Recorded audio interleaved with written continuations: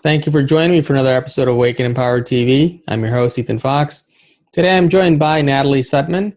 She shares with us her near-death experience and what she learned from it, the beings that she communicated with during that time, and we have an opportunity to discuss quite a variety of things, including law of attraction and how we focus intention into the three-dimensional reality to create the lives that we have, and also what happens when we go through difficulties in our lives or serious health problems, and how we participate in the creation of those experiences. A lot of very fascinating topics.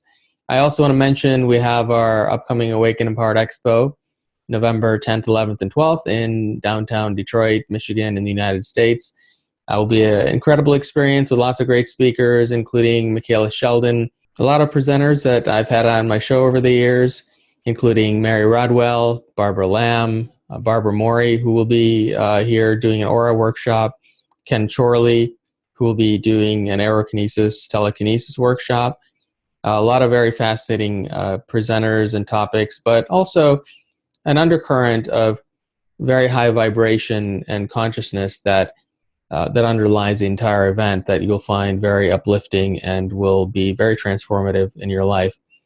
So join us for that. You can buy tickets at awakenempoweredexpo.com, so I hope to see you there. So without any further delay, I'd like to bring on my special guest, Natalie Sudman. Hi, Natalie. Welcome to Awaken Empowered TV. It's nice to have you with me today. And where are you joining me from today? Hi. Thanks for having me. I'm in southern Arizona today, southeast Arizona. And so let's start with talking a bit about your background so our viewers can get a feel for who you are. And so what was your life journey like prior to your near-death experience, and any education or anything that you did that might give us an idea of what your life was like prior to that? Sure. I grew up in a pretty typical suburban environment. So suburban Minneapolis, the 3 kids and the dog and the cat. It was a pretty normal background. And I got my undergraduate degrees in Spanish and art, and then I went on to get a master's in fine arts at the University of Oregon. So a pretty normal trajectory, I think. And did you work as an artist, or what did you do with the degree? I have always done art. I say that I do other jobs in order to support my art. I've never really made a living at it. So I've done a number of different things, but I spent most of my adult life doing archaeology work in the Great Basin area, which is kind of Wyoming and Southeast Oregon, a little bit into Montana, a little bit into South Dakota. And what kind of archaeology, what were the kind of excavations you were doing? I didn't really do excavations. I did what's called survey archaeology. So whenever some kind of ground disturbing project is going to be done on public land, whether that's Bureau of Land Management, Forest Service, Park Service, an archaeologist has to go out and look at the surface of that land and make sure there aren't any artifacts of any kind, or historic or prehistoric sites. And if we find those sites, then we record them and we evaluate them for inclusion on the National Historic Register of Historic Places. So that's kind of what I did. I did a lot of walking and a lot of report writing, and sometimes adjusting projects or liaising with project managers in order to make a project work around the archaeology. And prior to your near-death experience, did you have any childhood experiences or higher awareness or spiritual gifts or anything like that, or was that something that was triggered by that awakening? Well, I always had some kinds of experiences ever since I was a little kid. I remember dreaming things that then happened, and I remember seeing, with an inner eye kind of, but being aware of spirits, especially out at my grandfather's ranch, and um, walking into buildings and feeling that building, and feeling, I got to get out of here, or I really like this building. So I think I was always sensitive to those things, and I had been doing psychic readings for people for about, off and on, maybe 10 years before I had this near-death experience. So it wasn't something that was totally new to me. It was, I call it part of an evolution, not a revolution for me. Let's talk about the near-death experience that you had and what led to that, and any detail you want to share. Yeah, I was working in Iraq as a project manager on some construction contracts. I had been, about a year before I went to Iraq, I had volunteered to go down and help with Hurricane Katrina cleanup. And when I was down there, I met a lot of Corps of Engineers people. And one of them called me up later and asked if I wanted a job in Iraq. And I said, oh, sure. And I got the phone and went, what did I just do? But I did go over and worked on reconstruction projects, doing things like, running Iraqi contractors who were building things like roads and infrastructure projects, things like that. And I had been over there for about a year and a half, almost a year and a half, when the vehicle that I was traveling in was hit with a roadside bomb. And just at the instant of that bomb, I was kind of half asleep. I was kind of leaning on the door like this. And I was in the truck, and then I was not in the truck. I was standing on this sort of little stage, and there were thousands of beings kind of arrayed around me like in a stadium. And these beings were made out of light. And I knew exactly where I was. It wasn't like I flipped into this environment and I was confused about where I was. I knew exactly where I was. So there wasn't any kind of a disconnect.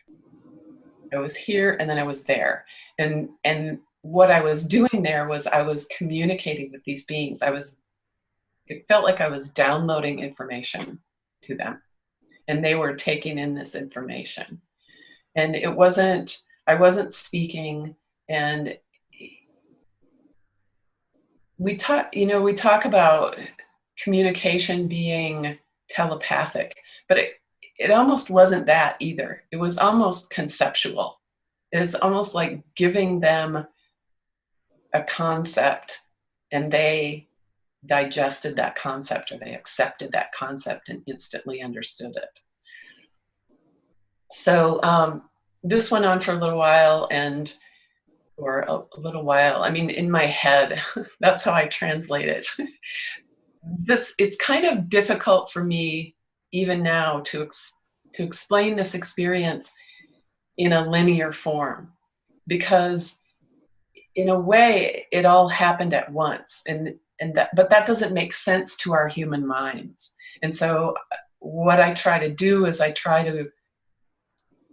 to translate it in a way that makes sense to us, because I think that's really important to me. I think it's really why I wrote my book, because I had read some books and heard some stories of people who had had NDEs, and it felt like they were saying, I just went to Timbuktu, and they tell you all about the flight there, and then they say, and Timbuktu was great, and then they tell you all about the flight home.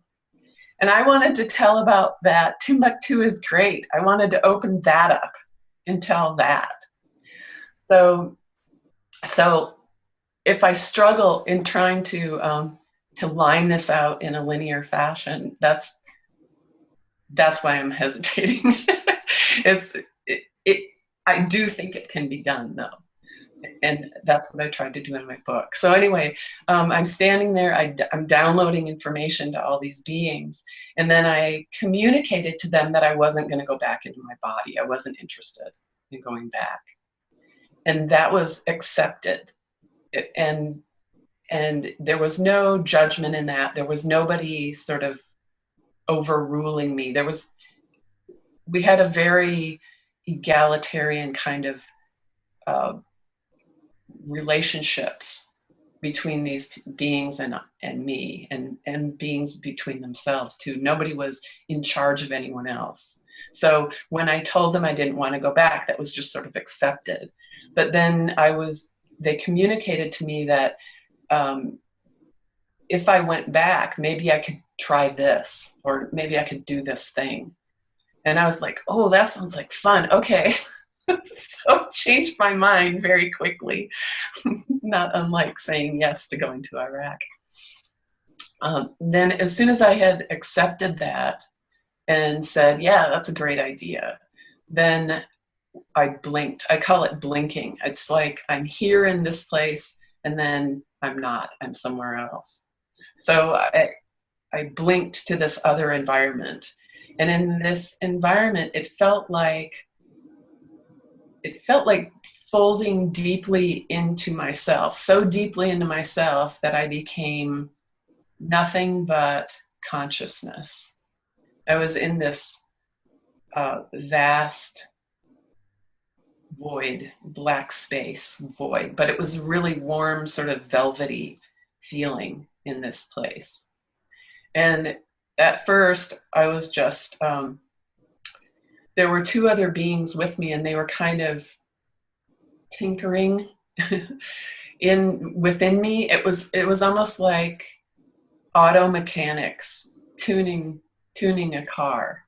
They're not making it, they're not building the car, they're not taking it apart, but they're just kind of fine tuning it. And that's what this felt like.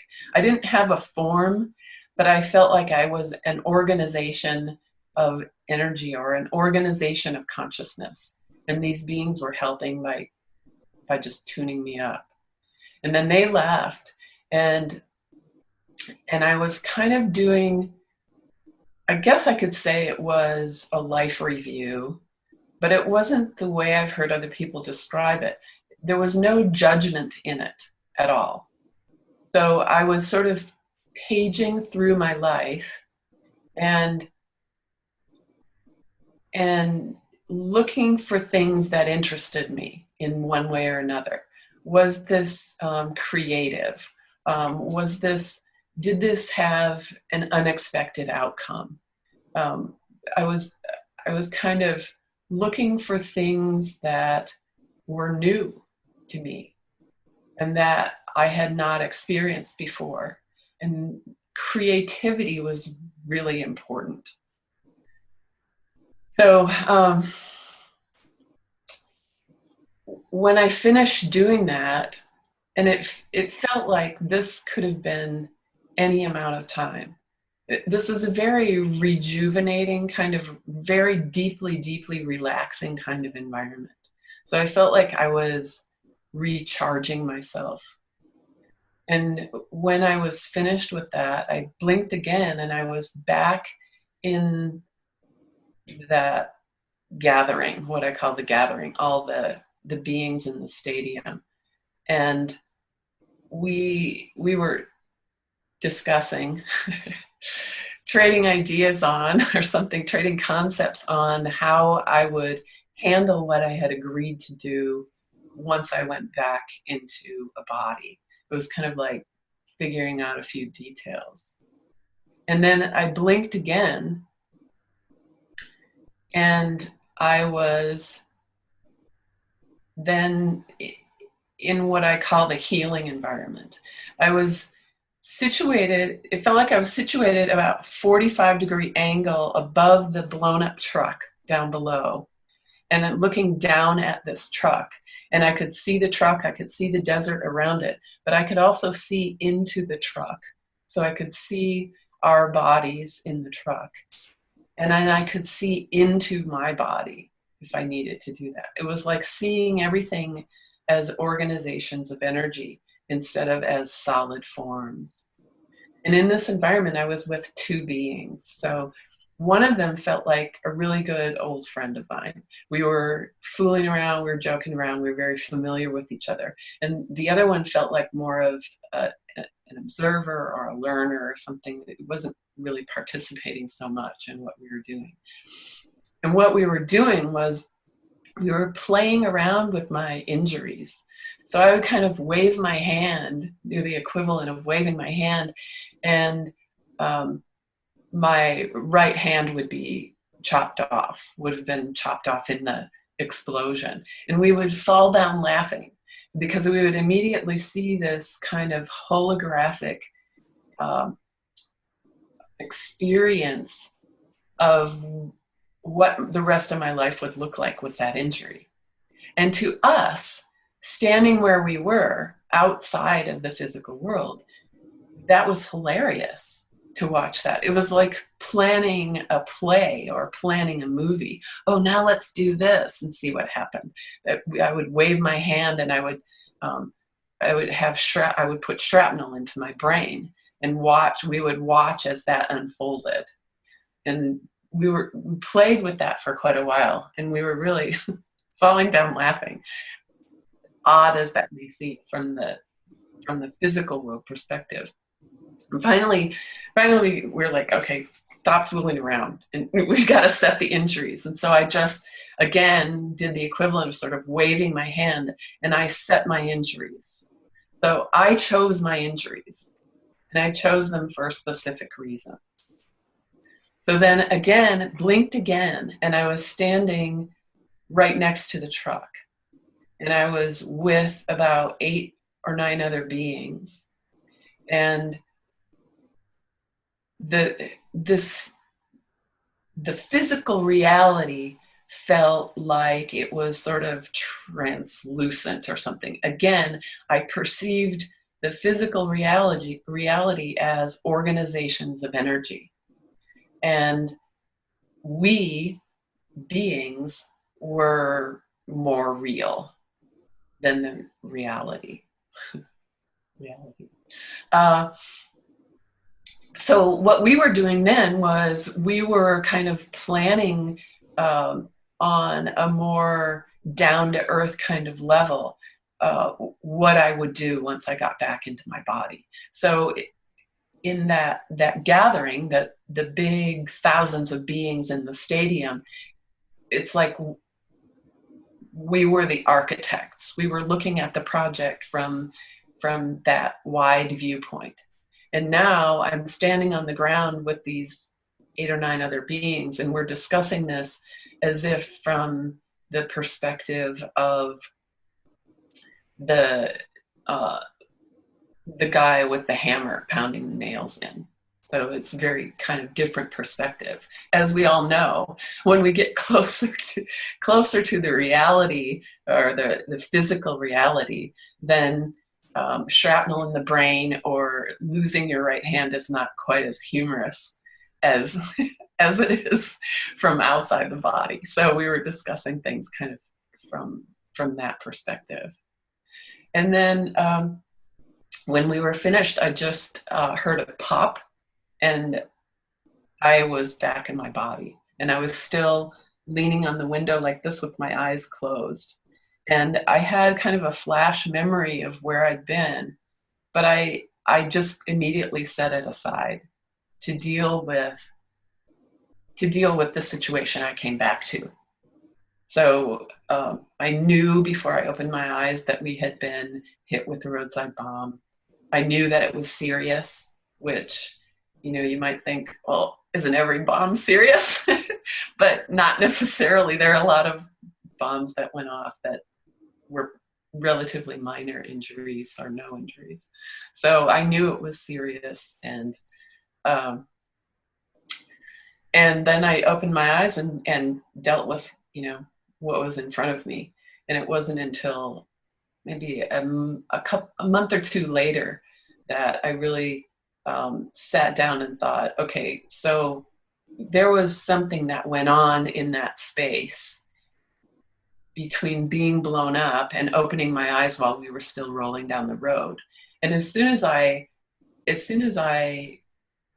invited myself to remember that, is maybe the only way I can say that, that memory came back, in it was complete when it came back. It's like, again, it's like being handed a concept. But you know how maybe you forget something for a while and somebody says, hey, remember that?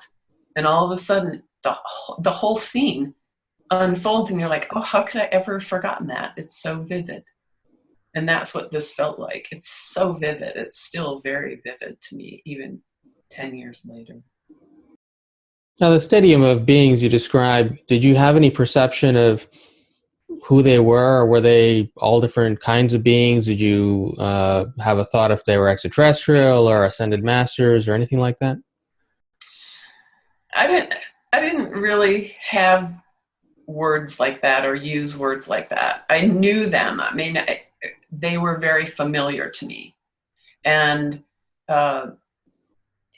it's like I could pick them out one by one and know them, and every single one of them was familiar or knowable.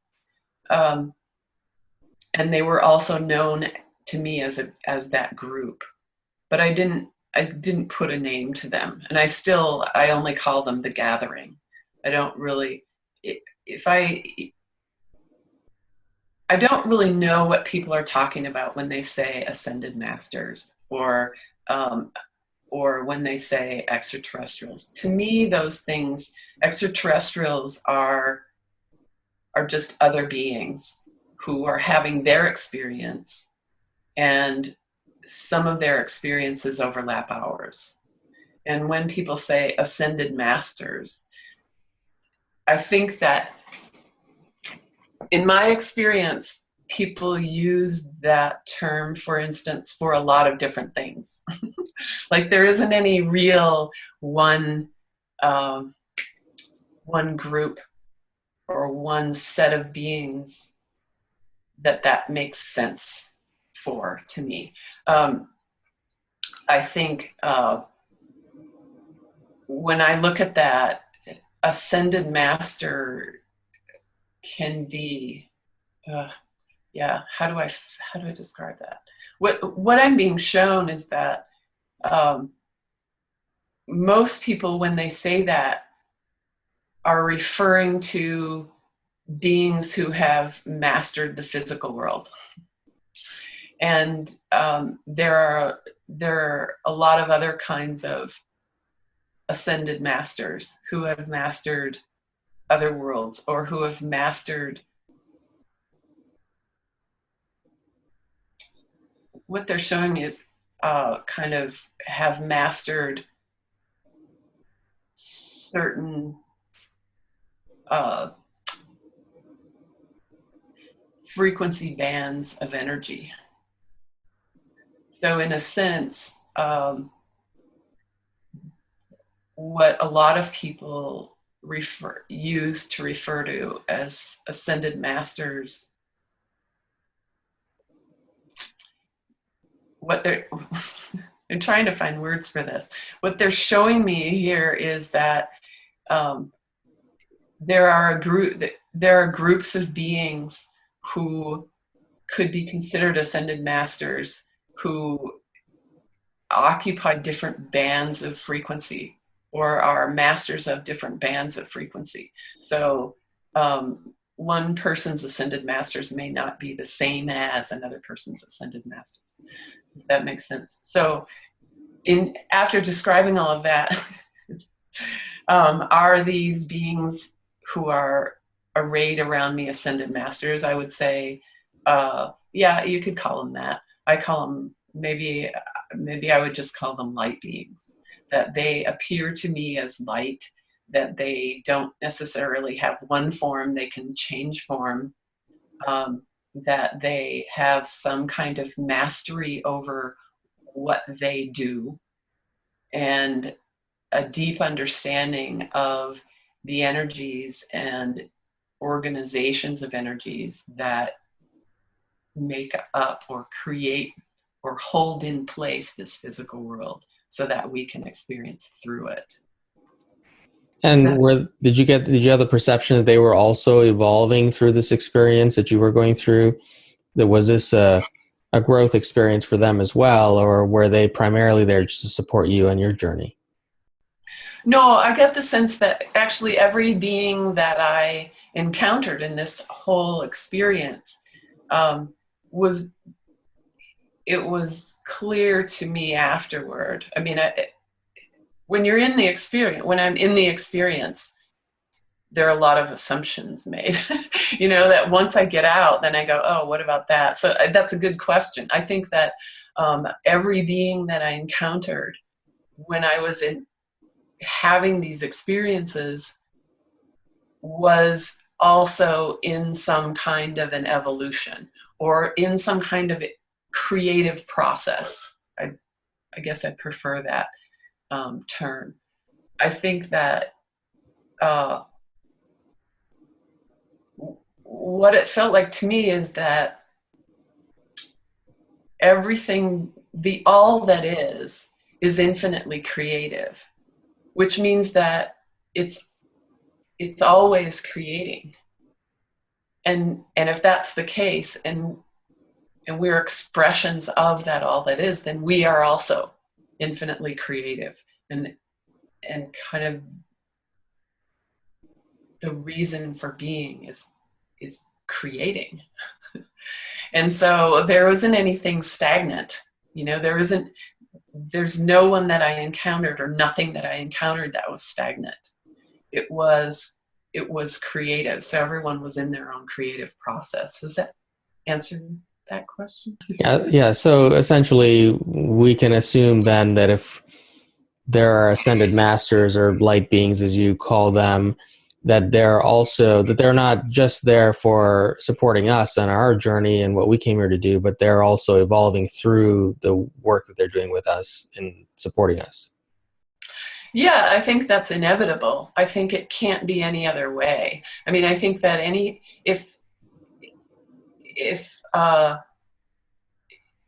well, as above, so below, when we are in service to someone or something, I mean, we could be giving our whole self to that, and yet we are still getting something from it. We are still, because of our participation, because of our experience, we're also giving to ourselves in some way. You described, and I think it was, there are several different environments that you encountered. First of all, was each environment at a higher density? So each time you went to a different environment, you were getting closer and closer to the three-dimensional density?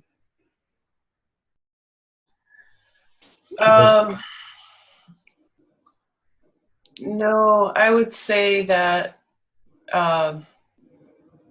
let's see, a different density. Meaning, were you slowly being reacclimated to being back here in your physical body at each stage? Well, I didn't have any perception of acclimation. What it felt like is that I could blink anywhere I wanted to. That it doesn't take any effort to move from one place to another place. All it takes is a shift of focus, and that I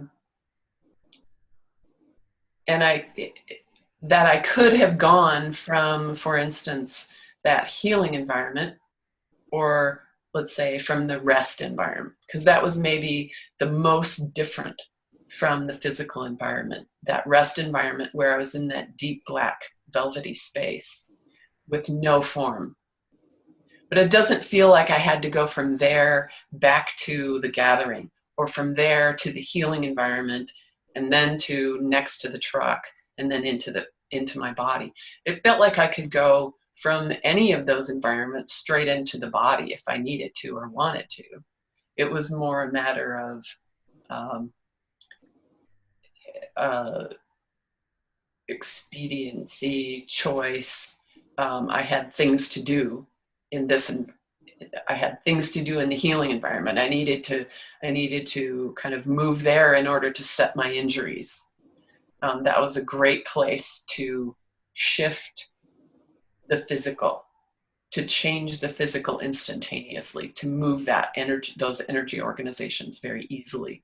And then switching to standing next to the truck, that was also just expediency. I needed to pause somewhere and talk to these other beings about kind of the more boots on the ground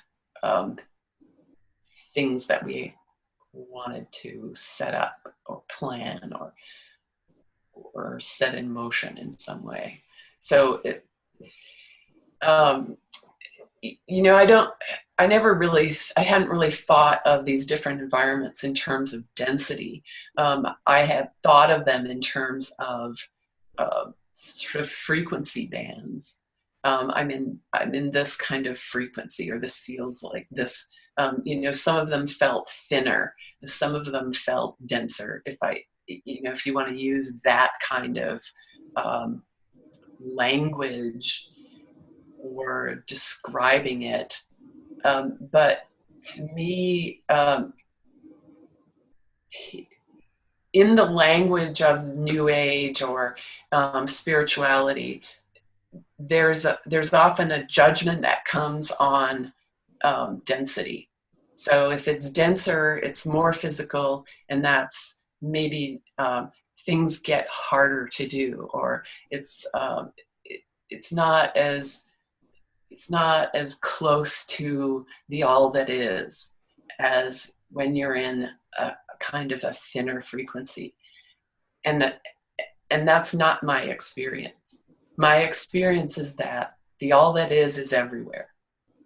So it doesn't matter if you're in the physical or if you're in a non-form kind of frequency like that rest environment, you're still part of the all that is. You can't be anything else because that's all there is. We are all part of all that is, everything that exists. And I don't think either that things are necessarily harder or more difficult in the physical planes. There is a density to that, but there are certain things that makes available that aren't available in the thinner kinds of frequencies. And certain things are maybe harder to do here, but maybe they're not necessarily harder to do because of the energy, but because of our belief systems. So all realities coexist essentially in the same time. And so what is it determines your experience? Is it your focus on a particular reality? Yeah, in my experience it is. So, you know, we think that this is a weird kind of concept when we first hear it. You know, all you have to do is switch your focus, and you go, yeah, right. That's not right, but we do it all the time. You know, we're driving home from work, and we get all the way home, and we go, wow, I didn't remember a single thing about that drive. Well, no, because you weren't focused here and now. You were focused somewhere else. You were having another experience.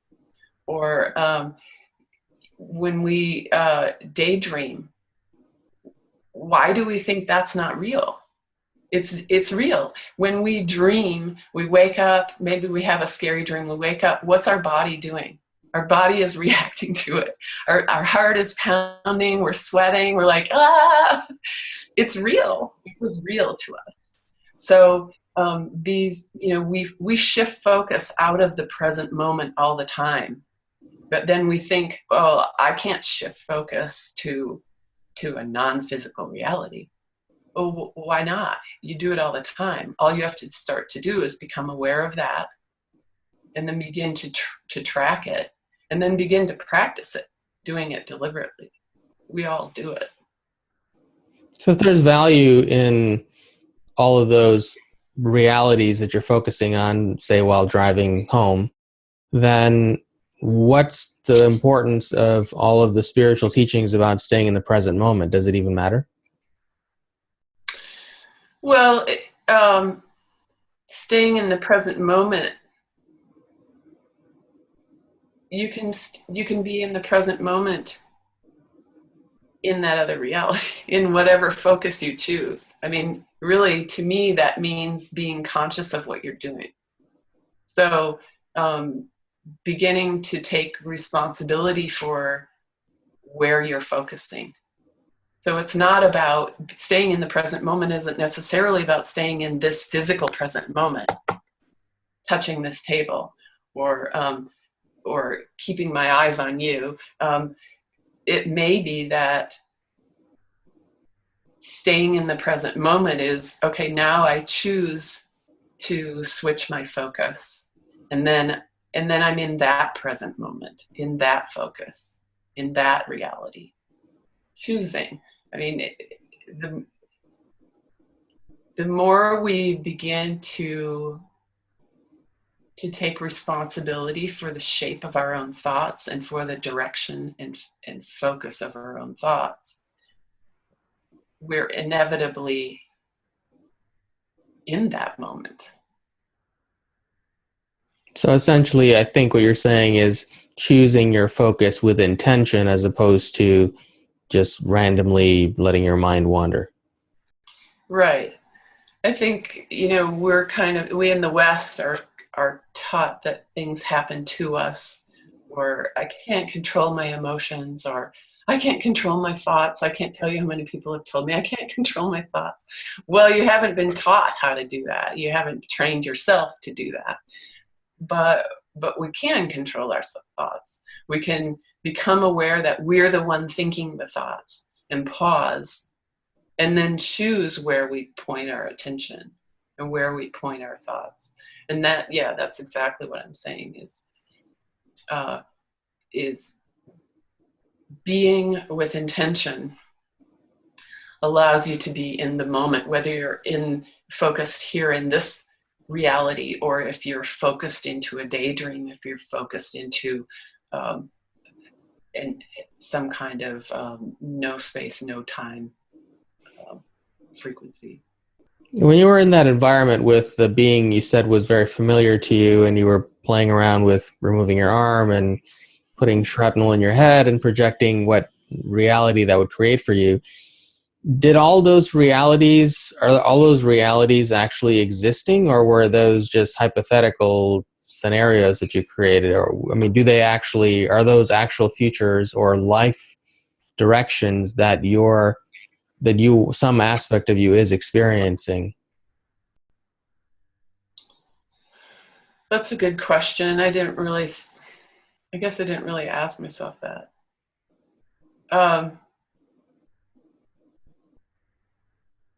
So what it looks like to me when I go back into this now, what it looks like to me is that those exist as potentials, and they exist as sort of, in a sense, they're real, but because my awareness doesn't follow them and doesn't infuse them with another sort of level of life or spark, then they don't carry a charge. They lose their charge, and in a sense, they begin to dissipate. That's what I'm being shown now. So they're basically thoughts without any kind of emotional energy to bring them to reality, is what you're saying. Yeah. Okay. So does that relate in any way? So for example, let's say someone is driving home, and while they're driving home, they're experiencing a thought about something else that's going on in their life that's not happening in that moment, but they're experiencing some negative emotions that are very intense around that other experience. Does that potential that they're worried about that might not actually currently exist, but it's a future potential, does that future potential manifest as an experience that some other aspect of them actually lives out, even if not the present awareness version of them. Does that make sense? Yeah. Yeah, I mean, basically what you're talking about is the idea that every choice we make, if we choose A, B and C still go on too. We're just following A line, but all those other things exist. Is that what you're kind of getting at? Yes, but I'm trying to understand what makes B and C exist. Is it if B and C, like in your situation, let's say B, A is the experience that you're choosing to focus on right now. So it's your current life that you might describe it as. Let's say B is another thought or another path that you think about, but you don't really give it a lot of focus or energy. And let's say C is something that you really intensely worry about with a lot of emotion. My question is, do both A, B, and C exist as some aspect of your experiences, or is it just A and C because those are the ones that have more focus and more emotional energy? Because in your case, you said those other aspects did not exist because you didn't really put a lot of energy into them. Well, I said that they exist as potentials. Mm-hmm. Maybe is my language and doesn't make sense to anyone else. Those things exist. Maybe think of them as those things exist as shadows. And so do they exist? Yes. Do they have a lot of power? No. Do they have, the word I hear is a charge. Do they have a charge? No, they don't really have a charge. So at some point, unless they get picked up somehow, by whether that's by me later, or whether they keep getting fed by my fears or by my hopes, if those things don't happen, then they begin to just fall apart. Those potentials just kind of dissolve. But if they're fed in any way by thought, then it looks to me like they continue to exist in some way.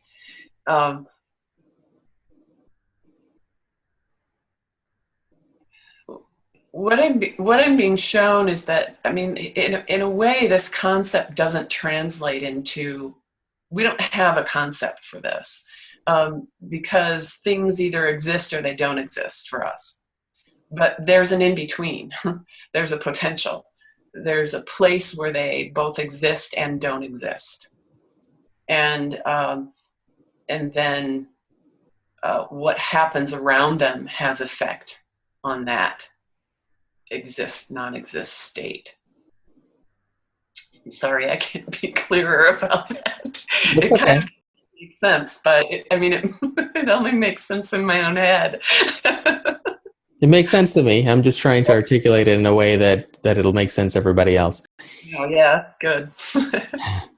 So let's say, for example, obviously in recent decades, there has been a lot of focus on the law of attraction, and some people put up vision boards and they focus their thoughts on creating a particular reality, and some people actually create that reality, and other people go completely the opposite direction against what they intend to create.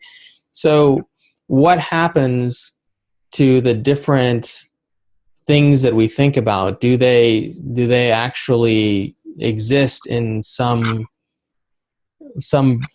aspect of us continues to experience those things, and what is it that's different about people that actually do create a particular outcome? Is it because that particular outcome in their lives was focused with enough, was created with enough focus and maybe emotional energy that it produced a result, versus the people who may create the opposite result, perhaps because they're focusing a lot of fear into the opposite result, even if they're intending something else. Does that make sense? Yeah, it does. I think that law of attraction is pretty simplistic, and it's a simple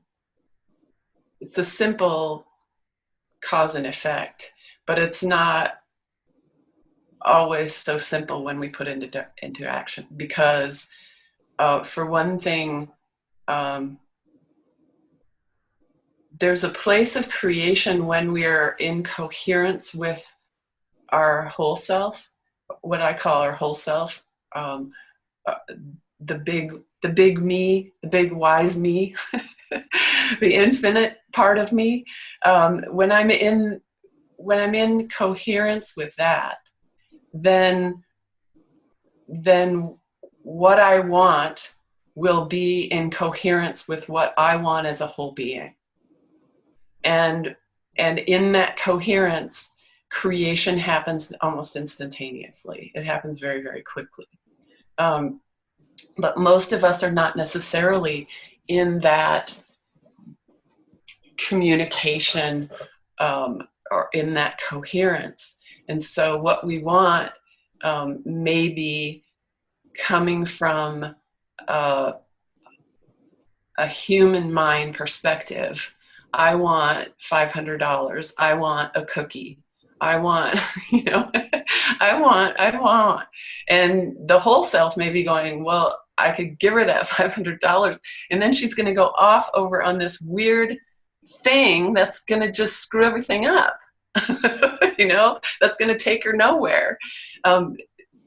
When you come into coherence with yourself, then I think that you begin to want different things, maybe, or want them in a different way. Okay, so that's one sort of aspect of that. But then there's another aspect of this that is, why not create from the physical mind perspective? Because we come into this physical world to be physical.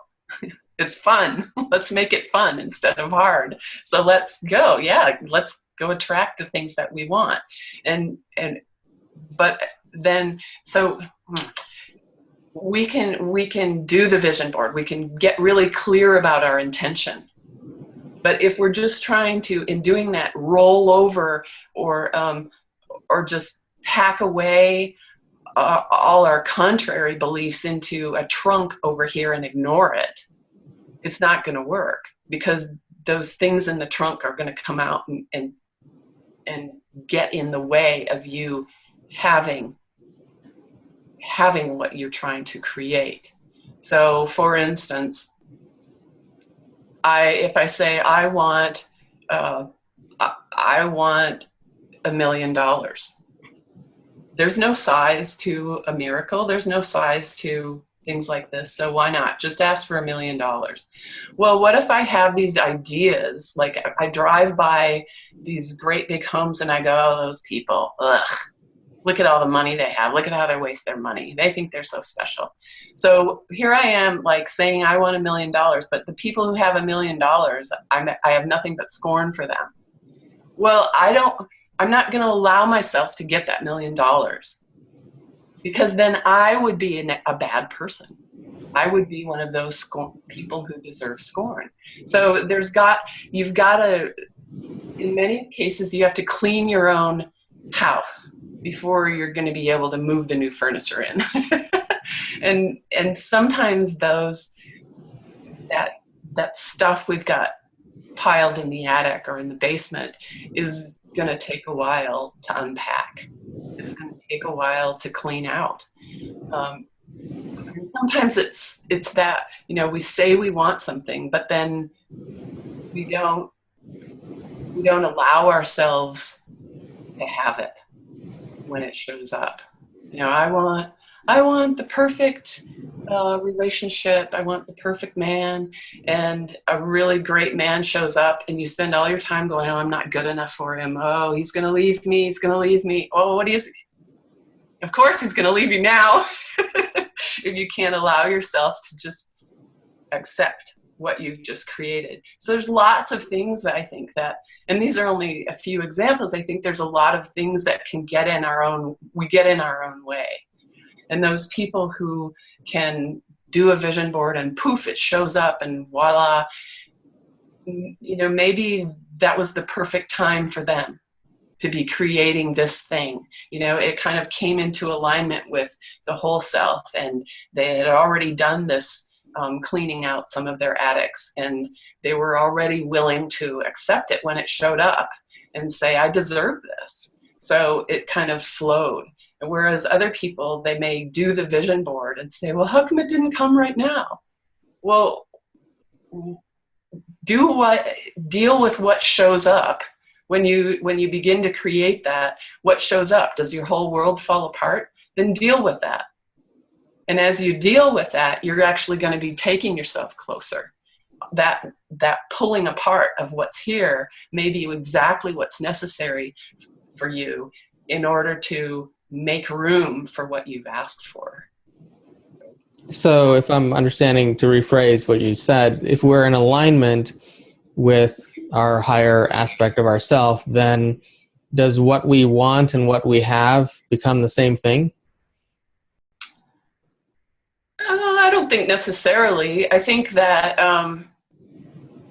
we, in a way, there's nothing wrong with wanting more than what we have, I think. I mean, that's part of creativity. If we weren't kind of always questing and always kind of, what else? What is there more? That's part of the whole creative drive. So I don't think there's anything wrong with kind of wanting more. But there's also in that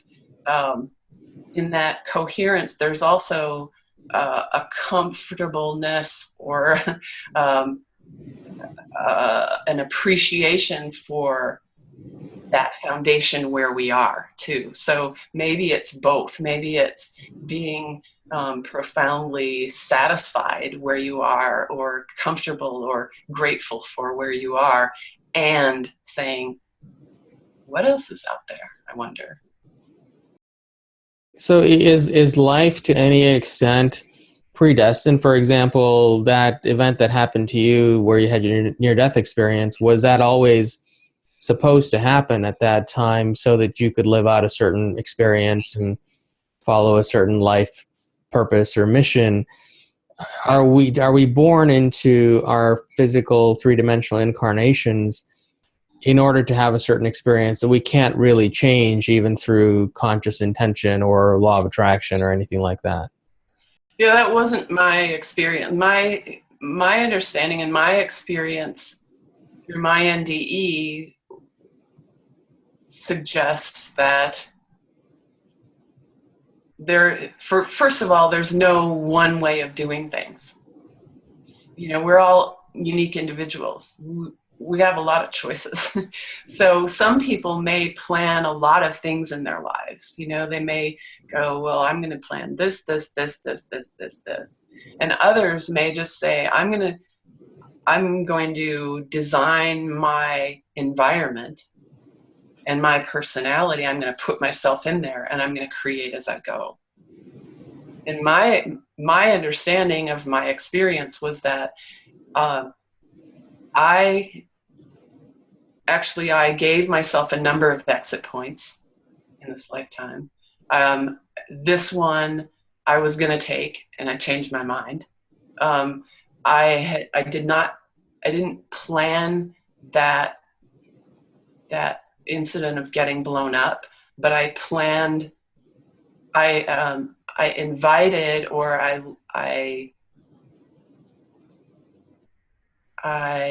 set the potential for a transformative experience of some kind.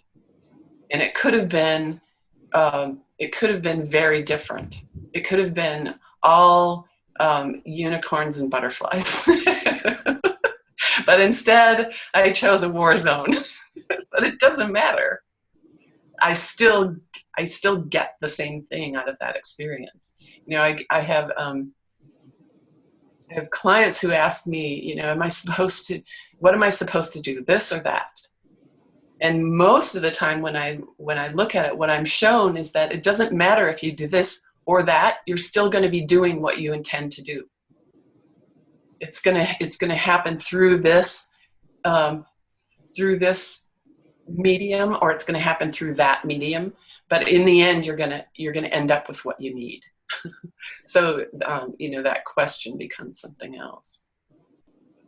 So if you chose many possible exit points in this life, then what happened to those other exit points? Is there some aspect of you that is experiencing all of those versions of reality?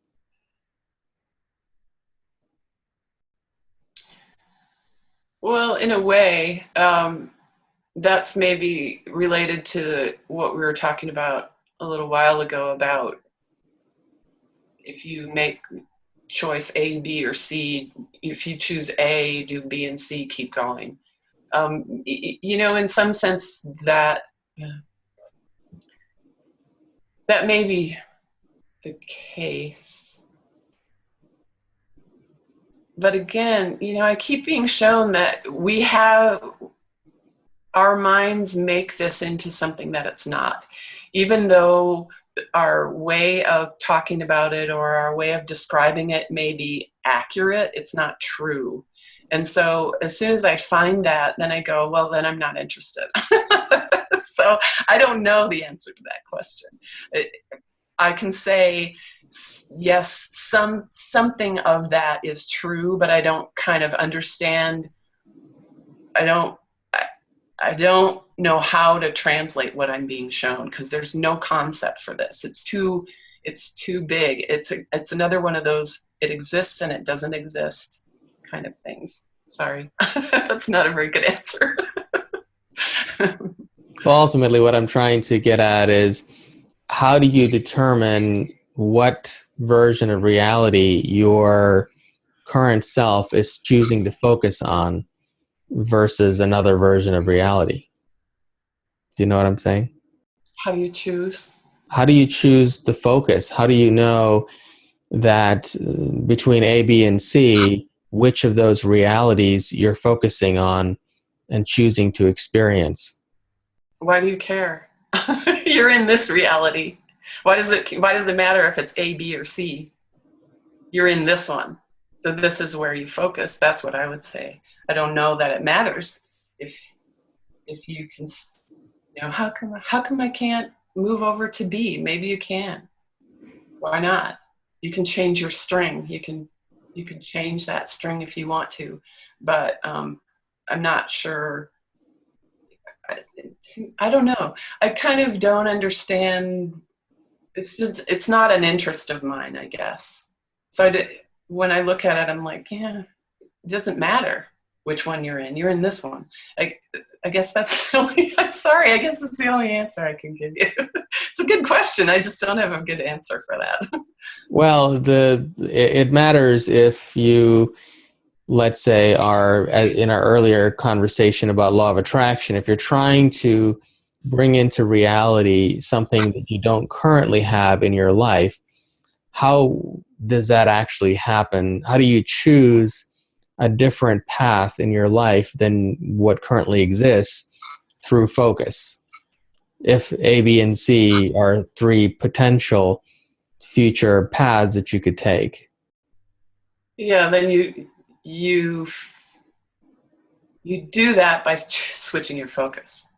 You do that by staying conscious and catching yourself when you begin to feed B and you want A.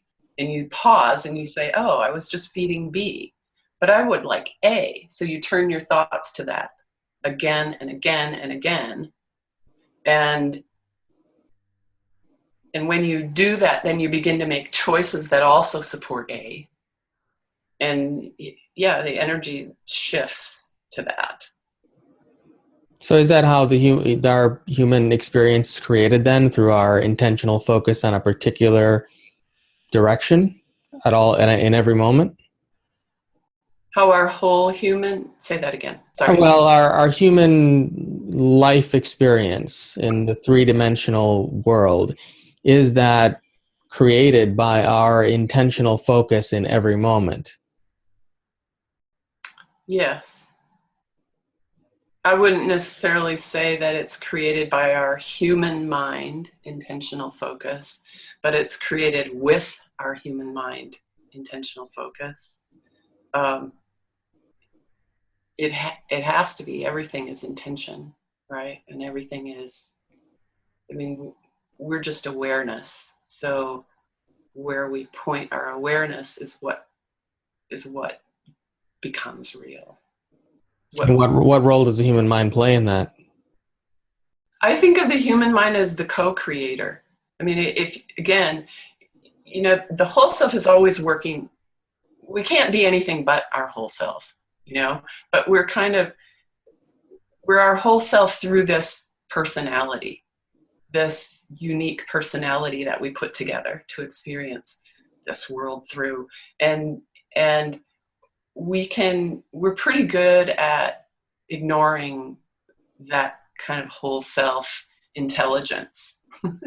we're kind of trained out of it. So as we train ourselves back into it, then we become co-creators. Then we're not like, how did I end up here? I didn't create this.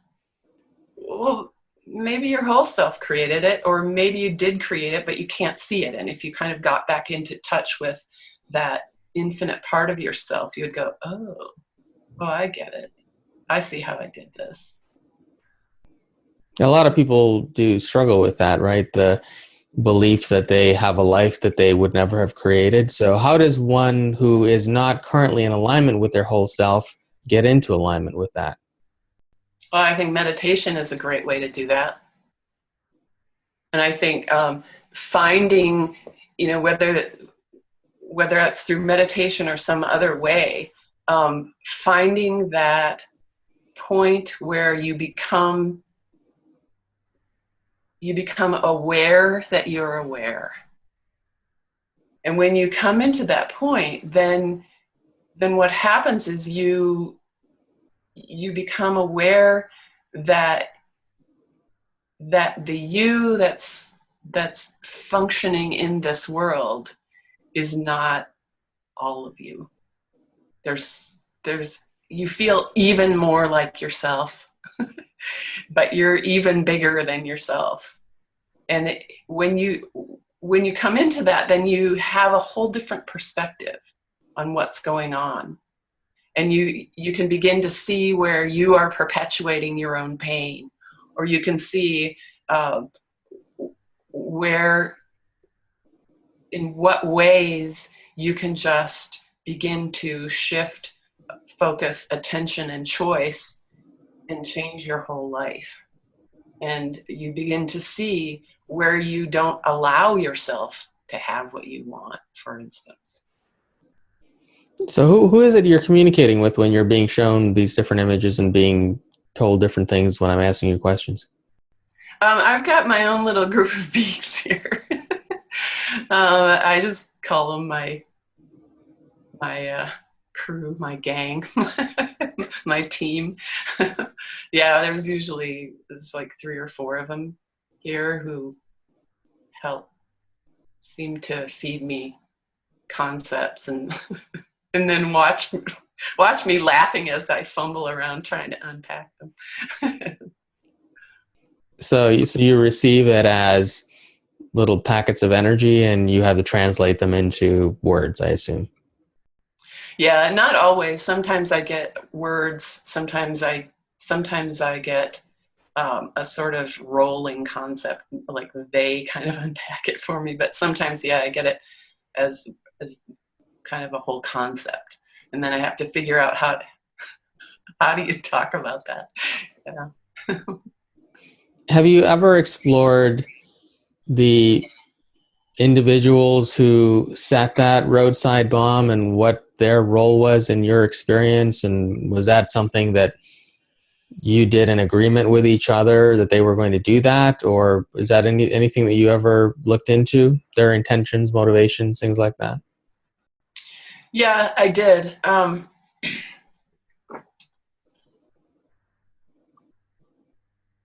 I did look into it, and I'll say that when I looked into it, it was from a perspective pretty far out of time space.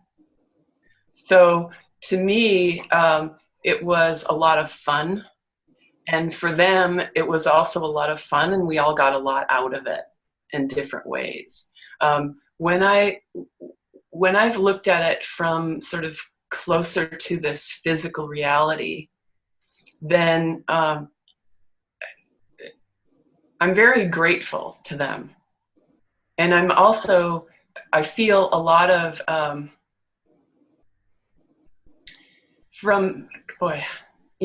it's so different from these different perspectives.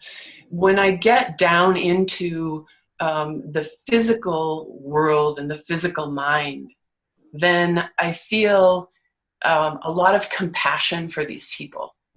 Because how much pain do you have to be in before you think that the only way that you can get what you need is to kill somebody else? That's a lot of pain. That's really a lot of pain. And so from a human mind, I think I feel a lot of sadness. And I send a lot of light to those people. But from a whole self perspective, it was a lot of fun. It was great for all of us. It's like going to a really good movie, right? We all did it really well. And as far as setting things up, I think that in this case, when I look at that, what happened was these people were doing this, exploring this, and these people were exploring this, and I was exploring this, and over time,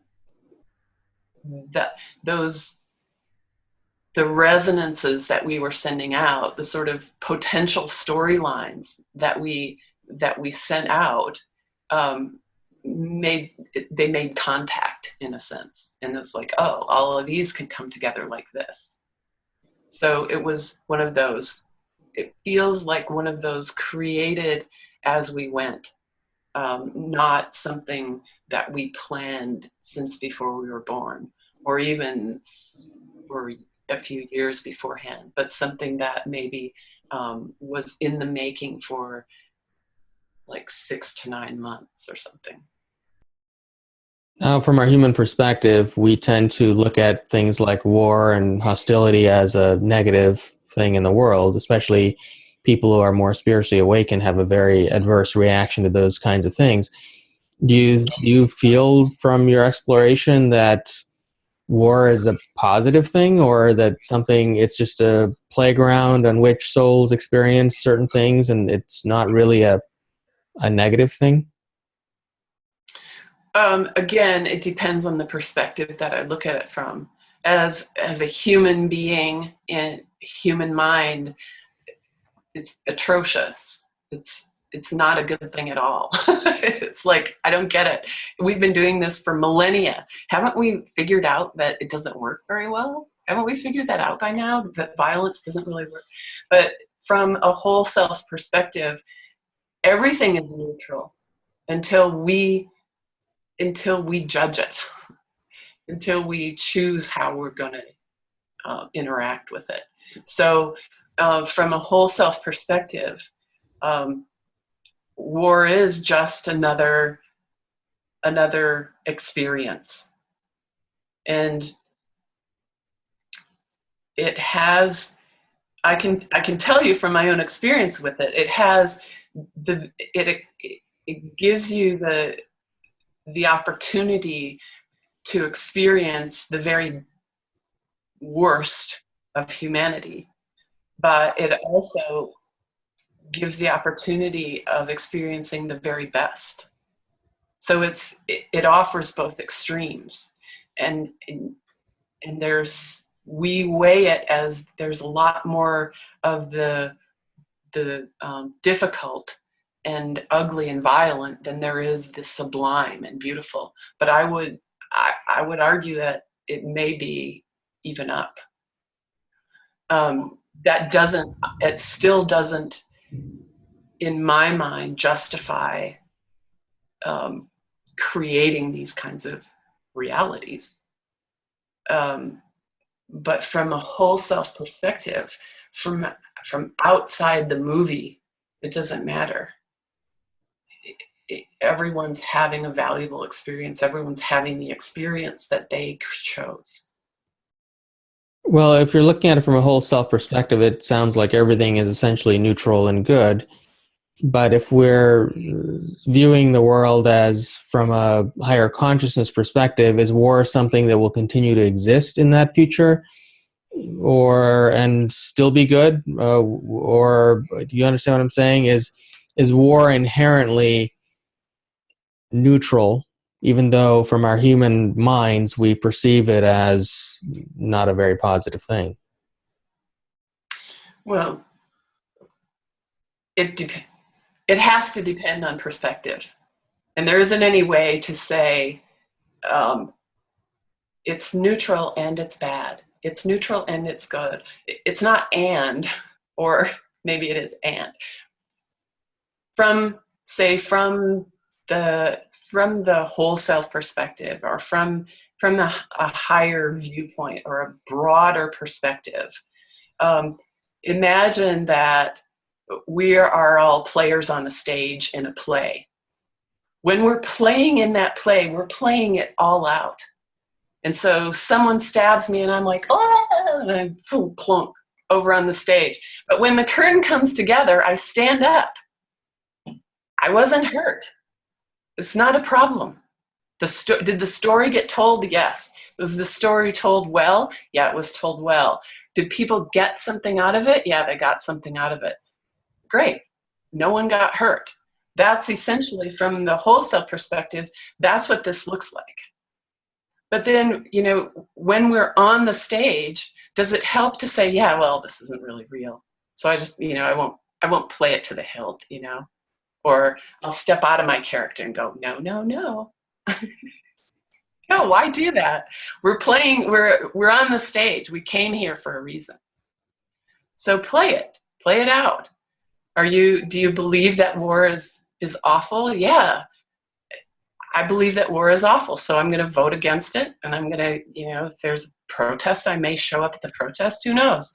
But I can also hold my whole self perspective, understanding that in the end, everything that we do is a creative exploration. And it doesn't mean that war is good. It doesn't mean that. It means that war is neutral and we bring to it what we have.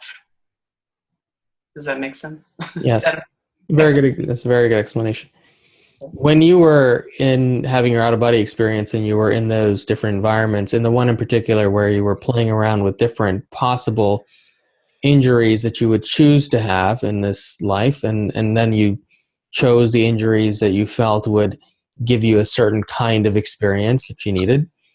Do you feel that this is true for everybody? Does everybody who goes through, say, physical injury or even maybe a serious illness, is that something that they chose to experience in order to have a particular kind of life journey or learning experience? That was my understanding of it, that we all choose. Yeah, we're all in charge of ourselves and our own experience. We're all creative, infinite beings. And from my experience, although from a human perspective, it may feel like something's happening to us, from my experience, it was, when I was in that environment, it was just assumed everybody does this.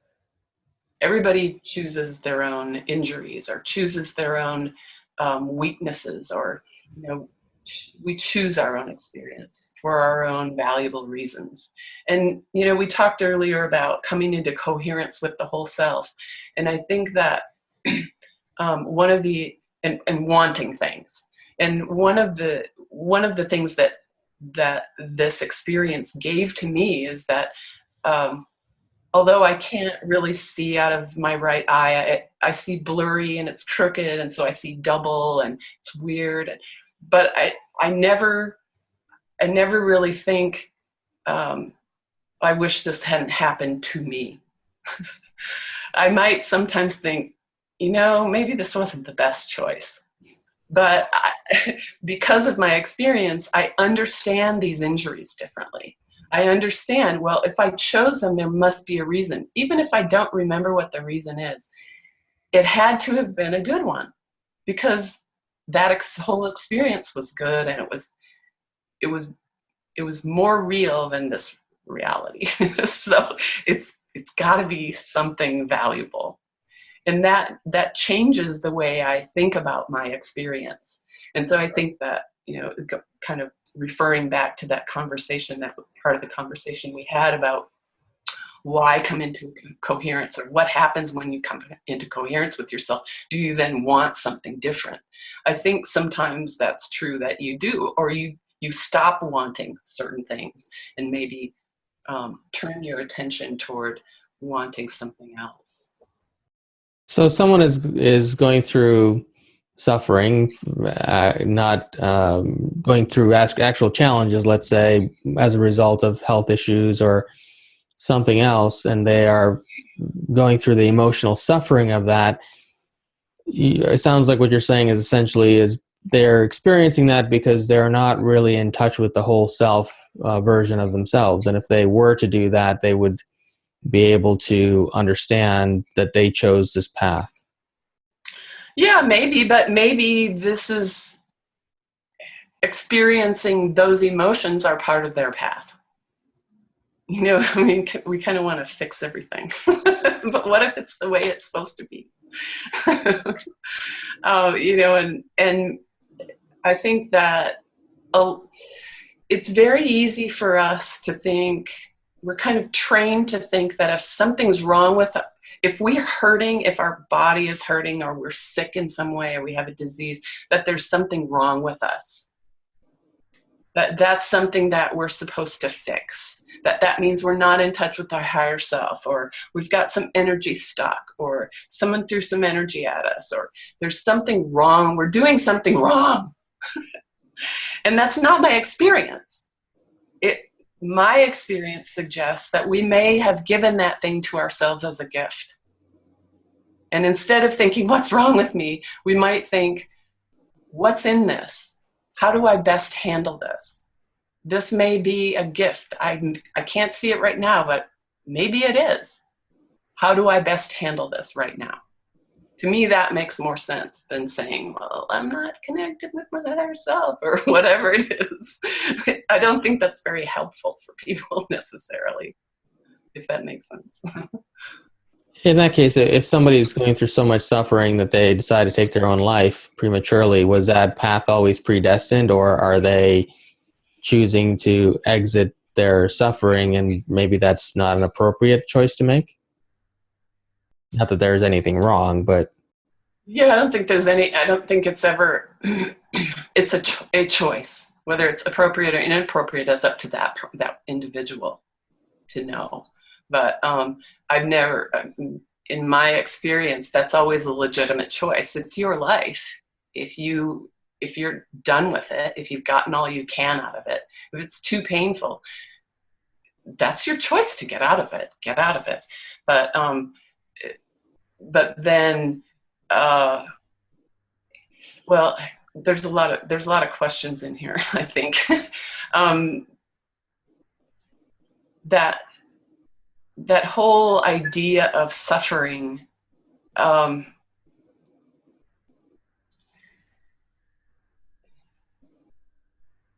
don't want to minimize people's discomfort and their suffering, because I know what that's like, and it's very, very painful, and you can't see a way out of it a lot of times. But when I look at suffering, I think it's the Buddhists who say pain is inevitable, suffering is optional. Everybody has pain in their life, but how you approach that, or how you meet that, is where you either choose suffering or you choose not to suffer. And I know it's not always that easy to say you choose it or you don't choose it. It's not always that easy. But from a whole self perspective, that's what I'm shown.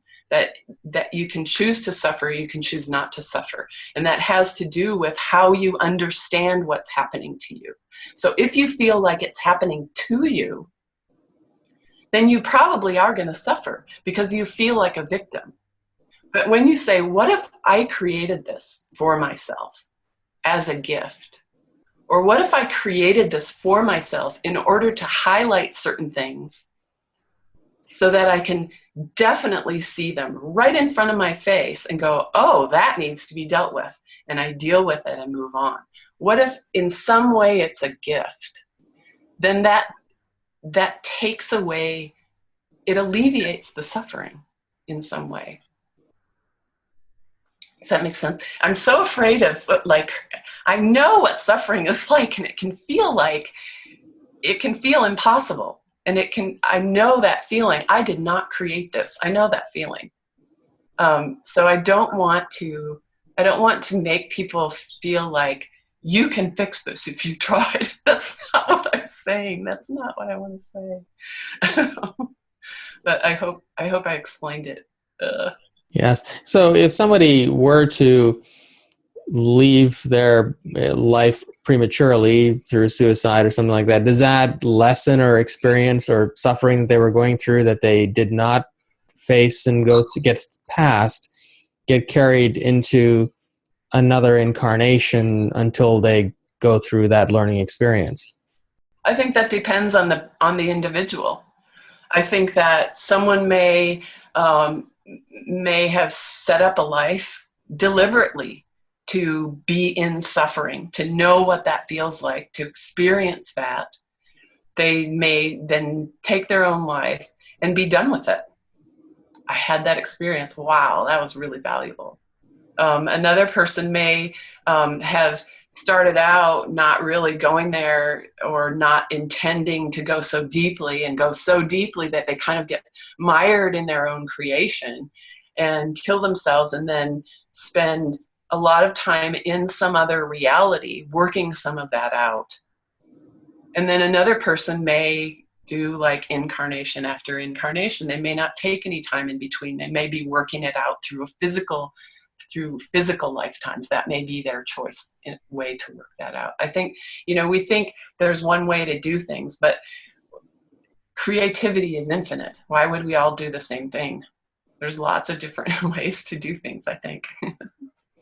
From your perception and communicating with these beings that you communicate with, do you perceive a concept of karma where from incarnation to incarnation we carry forward the good or bad deed? Well, those are judgments, human judgments, but is there a vibrational bank account essentially that carries from incarnation to incarnation?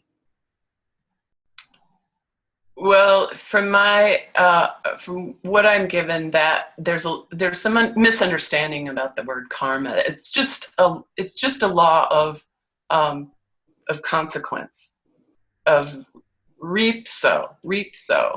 So it's neutral, and it's not a bank account. It's not like you're racking up all this debt or something. It's just, you do something and there's going to be something that responds to that, because that's how the physical world is set up. So cause and effect. There's a cause, there's an effect. It's neutral. There's no punishment involved. There's no judgment involved. But you can also, it's a belief system. It's an energetic system that you can just step out of. You can just shift your focus out of that, and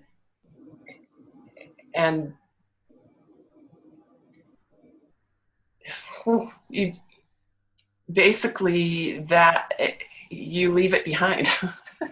So it's like I keep getting this.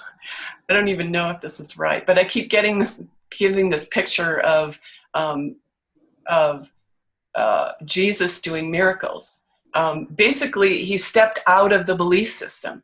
He's in between belief systems. And when you're in between belief systems, then you're not participating in the cause and effect energy system. You can have a different kind of effect on that energy system. And you can basically so now they're taking me to the idea that karma is some kind of it'll end up giving you some kind of punishment. You know, if I do something bad, I'm going to get that done to me 7 times or whatever it is. I don't know what people are saying, but basically, because it's an energy system, it can be, in a way, it can be shorted out, or it can be neutralized by forgiveness. So if you do something that harms someone, or you perceive that it harms someone, and you think you're going to get something back for that, then the way out of that is to forgive yourself. And then what you've done is you've wiped that energetic slate clean. You have erased your own intention of getting punished for that thing. You've erased your own belief that something's going to come flying back at you. And in forgiving yourself, it's like you just smooth that energy right out. Does that make sense? Mm-hmm. So some people who, let's say in this incarnation, they have an awareness of some sort of trauma, whether it occurred in this lifetime or another one. Suppose that they were to resolve that trauma, whether it's a karmic trauma or just a trauma that occurred in this experience. Does that resolution of that energy ripple across all of their incarnations, past and future and present? Yeah. In my view, it does. When I look at other lifetimes, that they're all happening at once. I mean, because there's no time. And so we often think, well, I'm afraid of heights because I died in some other lifetime of thrown off a cliff or whatever. You know, that some other lifetime is influencing us. But we also influence those other lifetimes. So if you smooth something out, if you can resolve something or release something, then that's going to ripple out through other lifetimes. You're really healing every part of yourself, every aspect of yourself that's ever existed. Now, when you went through these experiences and you were shown the potential of what you would do in this life, do you have any memory of that? Do you know what your work or mission is meant to be in this incarnation? No, and I wouldn't call it a mission. I would call it an exploration, because it wasn't an assignment by them, and it wasn't an assignment by myself. It was like, what if you tried this? We kind of all want to see what would happen. And me too. I was like, yeah. Do I remember it? No, I remember aspects of it, but I don't remember all of it, which is kind of frustrating. But I think that there's probably a reason for that too. And I don't talk about it, because the aspects that I do remember, because I think that it's very, very personal to me. Even if 1 or 2 of those things are kind of public things, that exploration is personal to me. And it's important to me to communicate that there are reasons for things, but it's not important for me to communicate to you what I'm doing. Because that's my business. And I've had a lot of people ask me, well, what is it? And I feel like, I think I originally didn't say anything because I was given that if I said something, it makes it too easy for people to bring their hierarchical judgments into play. And especially in my book, I was trying to keep that out of my communication or out of my story. That we say, well, if she's supposed to write 5 books, she's more important than me because all I'm doing is praying once a day, or whatever. I mean, I don't know, but people go, oh, that person's really important because they do this, and I'm just dirt because I do this, or that person's dirt because that's all they're doing, and look at me, look at what I'm doing. And really, there is no size to anything that we're doing. If all you do is be true to yourself, you're here. You're doing exactly what you're supposed to be doing. And so why do you care what I have to do? Just do what you do and have fun with it. That's kind of my the reasoning behind leaving some of that out. Are there an infinite number of realities that we're all experiencing individually, or is there a collective reality that we experience together, or is it a little bit of both? What I get is that it's a little bit of both. That it's like a flock of birds. Oh, each of those birds is real and individual and is having their own experience, but that flock is also having its own reality and becomes a thing in and of itself. And so we are each living our own realities, but there is what I'm shown is a sort of organization of energy that kind of holds this reality in the shape that it's in, or holds these organizations of energy in the shape that they're in, so that we all can experience through what we call a physical reality. And so and that becomes the sort of flock, the communal reality, or the communal mind. Is the communal reality pre-written? For example, do we know for certain that the future is going to head down a certain path, or are there an infinite number of paths for the collective reality to experience as well? What I'm shown is that there's what I'm shown are lines of probability and possibility. So it's like it has the same creative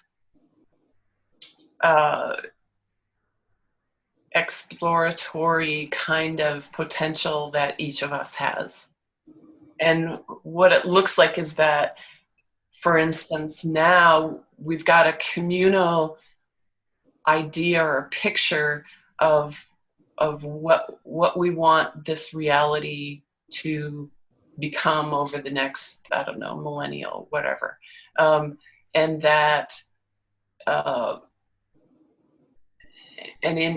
in doing that, in that creative potential, in that constant creative change that we're within, even now, are the potentials for what kind of experience is available in this reality begins to change too. So, a few millennia ago, there was more sort of a magical kind, what we would now consider to be magical kinds of experiences available, because the energy signature of this reality was a little bit different and allowed for different kinds of potential experiences. And that's changing all the time, it looks like to me. Does that answer your question? Now I forgot what the question was. Sorry. Well, the question was essentially, is the future collective reality pre-written? Is it already set in motion, or are there many versions of it that we could step into? Yeah, it looks to me like there's many versions that we could step into, and we are kind of collectively now we're back to the ABC choices. we're collectively sort of putting a lot of our energy toward one of those, it looks like to me. And so that one is really becoming more and more likely as the potential. But we could always change our minds and go another direction, it looks like, if we collectively chose to do that. Now, is that one that you're seeing that we're putting a lot of our energy into in any way related to a lot of the ancient prophecies that speak of this time as being the beginning of an age of heaven on earth or higher consciousness or whatever you want to call it? It looks a lot happier. Yeah, it looks like, our idea of what that's going to look like is maybe not quite accurate, but it looks like to me that there's, whereas in the past maybe we could imagine a world with no war, but it just didn't really seem possible. But when I look like 100 or 200 years from now, it looks like not only can we imagine it, but we can then begin to experience that, for instance. So heaven on earth, I don't know what that means. Something that is more harmonious and more co-passionate, meaning working together for interesting creative ways. Yeah, I see that. Now, you've talked about how the light beings or higher beings you work with or communicate with regard the or living in the three-dimensional reality as being very challenging, and it requires an immense amount of focus, but it's something that they see as a very incredible thing. So can you describe what that why they feel that way and why it requires so much focus to live in this or to experience this reality? Yeah, what it looked like was that in order to experience in this reality, you have to bring your focus into that sort of frequency band and then be able to hold it there. So not everybody can do that, apparently. It looks like, from the whole self perspective, it looks like something that takes concentration and skill. Like I describe it as a fighter jet pilot flying, really close to the ground, upside down. It takes, it's that kind of thrill, but it's also, that kind of razor edge. And if you kind of lose that focus, it's easy to just kind of slip off somehow, lose your path somehow. But there's a certain kind of wisdom that's gained from this physical reality. To me, it looked like it was unique. Like you might meet other beings who haven't been in a physical reality. You can tell that they haven't been in the physical reality. There's something about being here that allows for some specific kind of wisdom that I don't even know how to describe. It has to do with compassion, and it has to do with a deeper understanding of the self through a spectrum. So, we say violence and meanness is bad and love is sublime. But the fact that we get to experience that whole spectrum is pretty amazing, really. And it leaves us with some kind of pretty valuable wisdom when we are done here. And what is it that makes, so essentially all souls who happen to manifest into the physical reality are in some way advanced to be able to even maintain focus here, is what you're saying? No, I don't necessarily think they have to be advanced. I don't really quite know what that means. Everybody is just where they are. I mean, it's not a race, it doesn't, and I don't know that, I mean, if there's an end point, it's just kind of, I don't know. Infinite creativity is infinitely creative. So What I'm trying to understand is, what did you mean by not all beings can possess the ability to focus into this reality? all right. So I think it's a matter of what skills you have, not necessarily that this being is overall way more advanced than this being, but it may just be that this being has the curiosity to just, I'm going to hold that focus no matter what. And this being has been in similar realities and knows how to hold the focus. Or this being is just a complete, like, really? And gets into the body and goes, whoa, and then is able to, like, somehow hold that focus. I think there's lots of ways to come to that. And I don't think it has anything to do with whether someone is advanced or not advanced. I think that, I don't know. I think it's more a combination of interests and skills, maybe.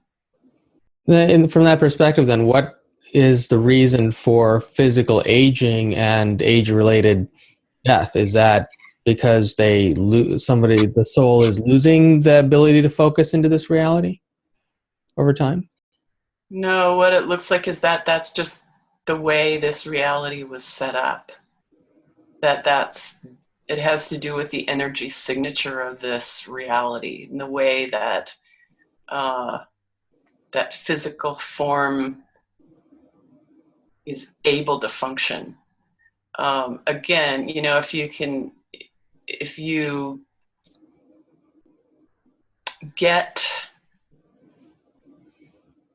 if you practice and get to the point where you can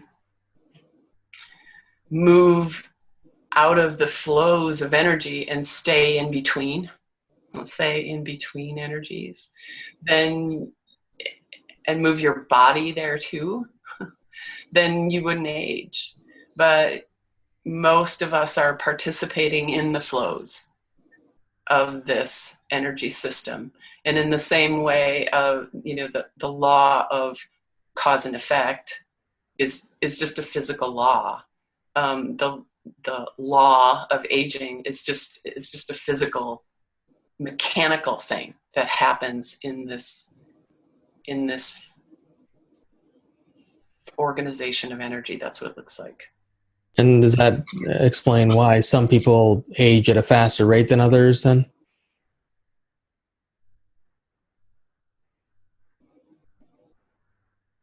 Yeah, it looks like it has to do with how their individual chord, CHORD, of energies, their resonance, how that resonates with the physical realities chord. But it also has to do with choice and intention again. What experience are you intending for yourself when you come into this reality? Are you intending to experience physical discomfort, aging? I don't know. People choose lots of different things, that look crazy to us when we're here on Earth, but look really valuable from over there.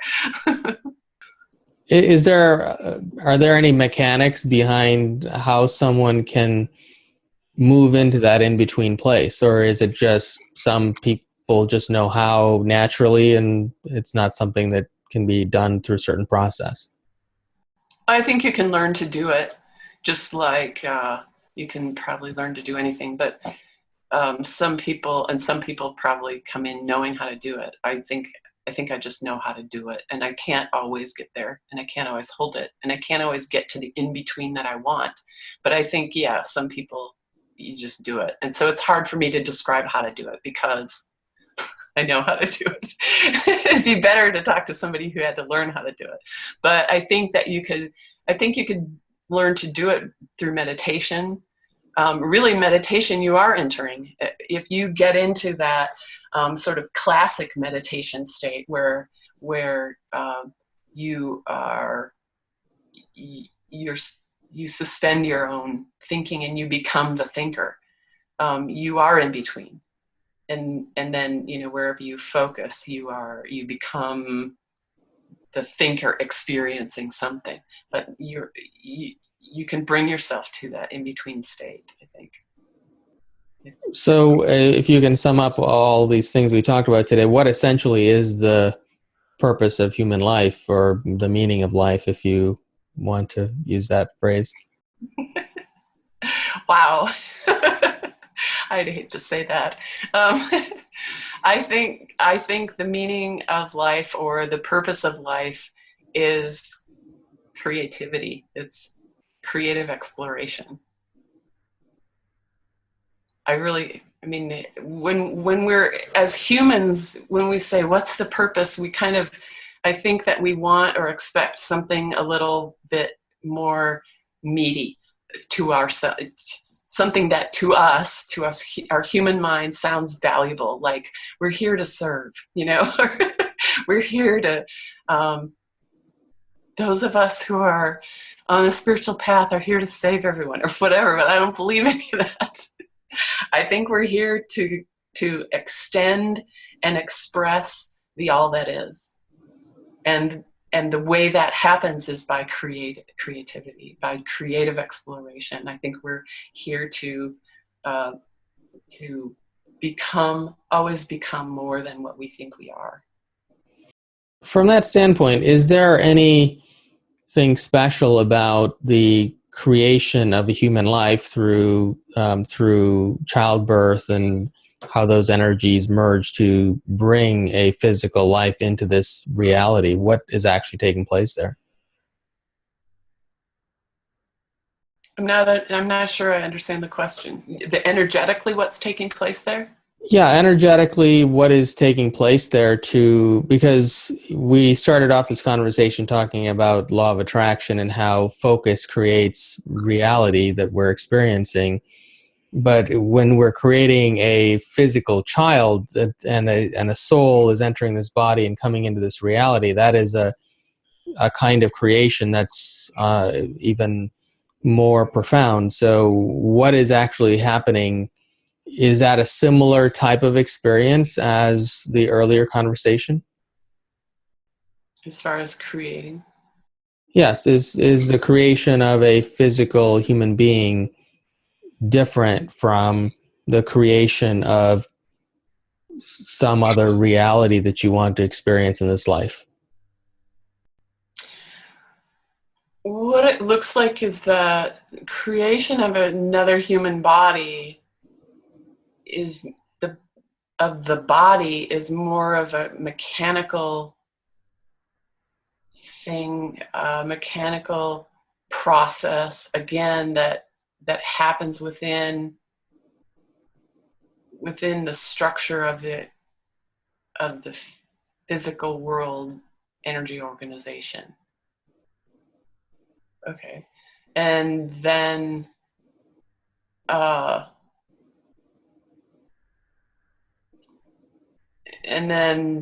the being that chooses to go into a body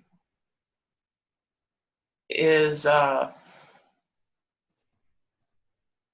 fully formed, complete being when it enters that body. I mean, the body is a vehicle, what it looks like. I mean, really, the body has some kind of life, but it looks to me, what I'm shown is that it's more of an artifact of this physical world energy system. Does that answer your question? Yes. Is there, I guess the direction I'm going with it is, ultimately, is there any connection between the fact that in that mechanical body, that creation is happening in the lower energy centers, in the sexual energy centers is where that creation occurs? Is there any significance to those energy centers as being being significant in physical creation of any kind. Let's say physical creation, we started this conversation with $500. So let's say you want to create $500. Is all creation that we create in our three-dimensional reality, is it in any way related to those energy centers where a physical human being is also created?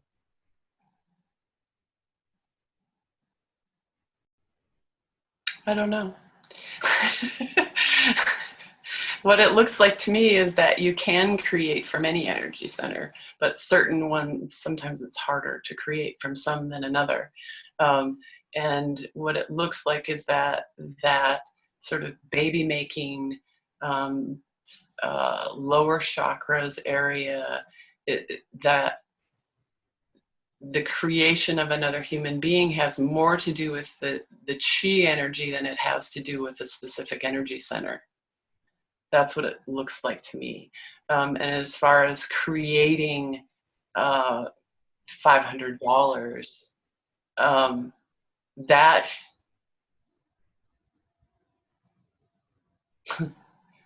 that feels more like, that feels higher up. That feels like a higher up area that I'm creating from when I do that. But you can use the chi energy, why not, to create? Because that would be a very powerful energy to use, at least partly. That's what, sorry. That's a good question. I don't know. This is the best I can do right now, I guess. That's great. I was just curious if there was any significance to, or any more power in using that creational energy to manifest or to change your focus or your reality in this, in what you're focusing on anyway. Yeah, I mean, that chi energy is very much a creation energy. And I think that a lot of beginnings happen there. I think a lot of seeds get planted there. So I think that's a great question. Yeah. Well, if you ever get more on that, let me know. I will. Well, would you like to share with our viewers where they can find your book? And I'm sure you do speaking events as well, or anything where they can get in touch with you and book a session. And also, we'll talk a little bit about what your sessions look like. I know you're booked months in advance, right? Yeah, I'm booked a few months in advance. I have a waiting list for readings, and I do half-hour or 1-hour readings. And basically, I just set the intention that I'll get information that is the most relevant, useful, true, and accurate for the client. And so really that opens it up. I get everything from mediumistic kinds of information to what's the purpose of life? Why am I here? And, down to just the mundane sort of what's happening in my financial life. So I'm open to any kind of question. If I can't answer it, I'll just say I can't answer that. And I charge $2.95 an hour, $150 for half an hour. And you can find out all about those readings on the readings page of my blog, traceofelements.com.